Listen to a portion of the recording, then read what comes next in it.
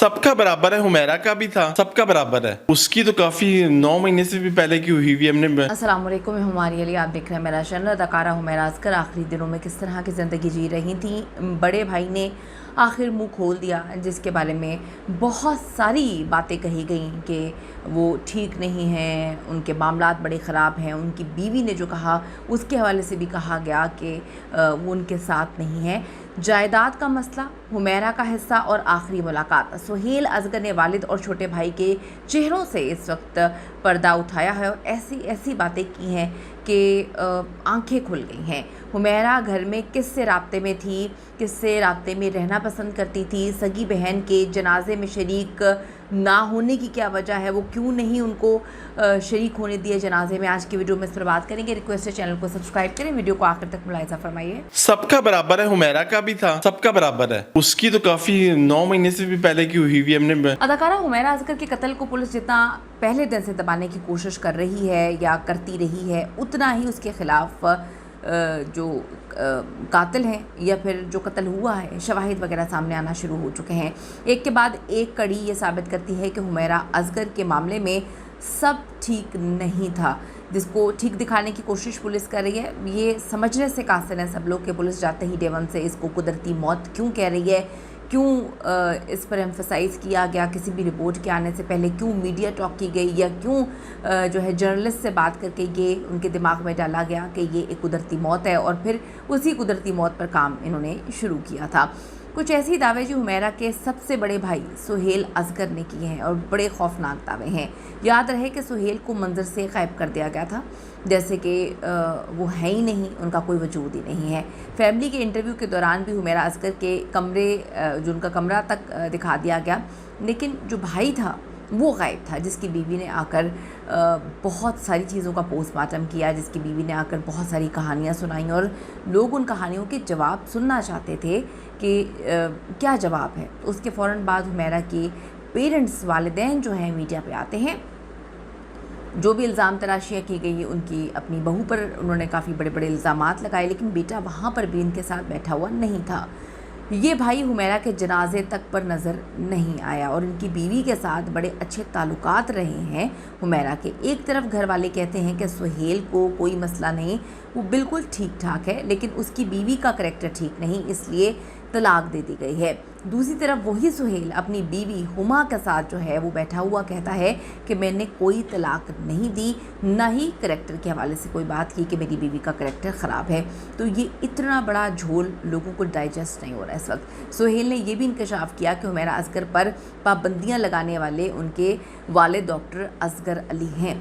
इसके साथ साथ सुहेल ने का ये भी कहना है कि उनकी बीवी हुमा उनकी करीबी रिश्तेदार भी है और ये सारा मामला जायदाद और ख़ानदानी रंजिश का ही है, इसके अलावा कोई ये मामला नहीं है। अब ये हालात देखते हुए काफ़ी हद तक तो चीज़ें क्लियर हो गई हैं कि हुमैरा असगर की फ़ैमिली ने सोशल मीडिया के प्रेशर में आकर उसकी मैयत को जो है एक्सेप्ट किया, फिर दफनाया। लेकिन जो फैमिली अपनी बेटी के लिए 9 महीने सोई रही, अब उसके इंसाफ के लिए उन्होंने क्या कोशिश करनी है। उन्होंने आकर एक कहानी तो सुना दी, हुमैरा को 90% कत्ल किया गया, लेकिन अब जो उनकी बहू ने, हुमा ने कहानियाँ सुनाई है, उसको कोई नज़रअंदाज नहीं कर रहा, क्योंकि वालिदैन की जानिब से कहा गया कि हमारे बेटे ने हुमा को तलाक दे दी है, इसका करैक्टर सही नहीं था। वही बेटा हुमा के साथ बैठकर कहता है मैंने अपनी बीवी को कोई तलाक नहीं दी, गलत जो है ये लोग हैं। इन हक़ाइक़ के बावजूद हुमैरा असगर केस में जी नई डेवलपमेंट्स भी हो रही हैं। DIG south Sindh police Asad Raza ने हाल ही में जो है एक पॉडकास्ट में शिरकत की, बहुत सारे हक़ाइक़ से पर्दा उठाया। DIG के मुताबिक जो लाश है चूँकि 9 महीने पुरानी है, इसे पोस्टमार्टम या फोरेंसिक शवाहिद जमा करने में काफ़ी रुकावटें उनको पेश आई हैं। उन्होंने बताया कि जाए वक़ूअ से कोई खून वगैरह के धब्बे नहीं मिले और ना ही जिस्म की कोई हड्डी टूटी हुई है, तो हम ये सोच सकते हैं कि उस पर तशद्दुद नहीं किया गया था या ज़बरदस्ती नहीं की गई थी उनकी डेथ से पहले। उन्होंने कहा कि ख़ुदकुशी या कत्ल के इम्कानात को हम रद्द नहीं कर सकते, मुस्तरद नहीं कर सकते। हुमैरा असगर के मोबाइल फ़ोन के मुतालिक ऐसा भी कोई इशारा नहीं मिला कि वो किसी किस्म की ब्लैकमेलिंग का शिकार है, लेकिन उन्होंने अपने मरने से तकलीफ देखें ना, उनकी डेथ को 9 मंथ्स हो गए हैं। उससे पहले उन्होंने व्हाट्सएप के हैक होने की एक कंप्लेंट करवाई थी, यानी कि समझे 10-11 महीने पहले करवाई थी, तो उसके बारे में कभी किसी ने रब्ता नहीं किया या उसके बारे में भी कोई हक़ाइक़ सामने नहीं आए। उनको कोई मसला था तो उन्होंने अपने व्हाट्सएप के हैक होने की जो सारी की सारी रिपोर्ट वगैरह है दर्ज करवाई थी। DIG ने ये इंकशाफ किया कि हुमैरा ने अपने व्हाट्सएप अकाउंट हैक होने की शिकायत मुतल्लिका थाने में दर्ज करवाई थी। कार्रवाई वो कहते हैं जी जारी थी, वो कार्रवाई कभी कंप्लीट नहीं हुई। उन्होंने बताया कि उनके फ्लैट से किसी भी किस्म की डिप्रेशन की दवाइयाँ या नशावर चीज़ें नहीं मिली, तो वो नशा भी नहीं करती थी, ना उनको डिप्रेशन थी, किसी ज़हनी दबाव में भी नहीं थी। उनके मेकअप आर्टिस्ट ने भी कहा था कि वो बिल्कुल ठीक थी। आखिरी बार जब मुलाकात हुई थी उनकी डेथ से कुछ दिन पहले, तो वो बिल्कुल ठीक थी और वो बहुत खुश थी। अब आपको बताते चलें कि हुमैरा असगर की पुरस्कार मौत ने न सिर्फ शोबिस इंडस्ट्री को हिला के रख दिया है, माशरे को भी हिला के रख दिया है। हुमैरा असगर के स्टाइलिस्ट आप सबको पता है दानिश मकसूद, उन्होंने अदाकारा की मौत पर बहुत सारे लोगों को, मुख्तलिफ अदाकारों को कैश करवाने पर आड़े हाथों भी लिया है। उन्होंने फ़नकारों को तनकीद का निशाना बनाया कि इतने अरसे से लापता थी, मैंने पोस्ट वगैरह भी की, कभी किसी ने इस बारे में जानने की कोशिश नहीं की।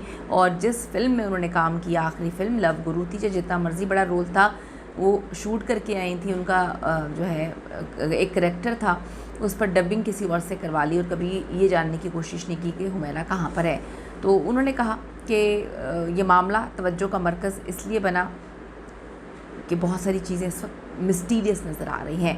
तो उन्होंने काफ़ी आड़े हाथों लिया कि आप लोग ज़्यादा अपने आप को जो है अच्छा साबित करने की कोशिश ना करें। आपने कभी जो है झूठे मुंह नहीं पूछा किसी भी अदाकार को, हुमैरा को भी नहीं पूछा, तो अब आप जो है नंबर बढ़ाने के लिए आ गए हैं कि हम उसकी लाश को एक्सेप्ट करेंगे या हम उसकी तदफीन करेंगे, ब्ला ब्ला। आपका इस हवाले से क्या कहना है? जो इनके भाई ने और इनकी भाभी ने मीडिया के सामने आकर स्टोरी सुनाई है, ये बड़ी मिस्टीरियस स्टोरी है, इस पर आपका क्या कहना है?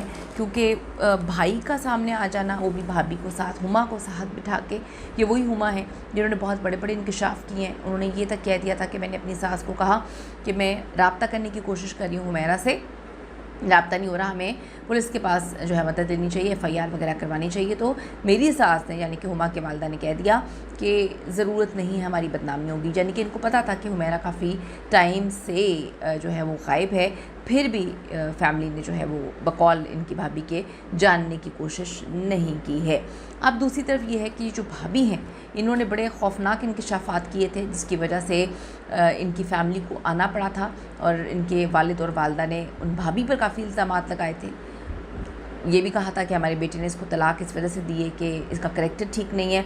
अब वही बेटा आकर कह रहा है कि हुमैरा को बहुत पाबंदियां और बहुत कुछ फेस करना पड़ा, जायदाद का मामला है, रंजिशों का मामला है, ख़ानदानी दुश्मनी का मामला है, वो अब आकर ये कहानी सुना रहे हैं और कहते हैं मैंने अपनी बीवी को तलाक नहीं दी।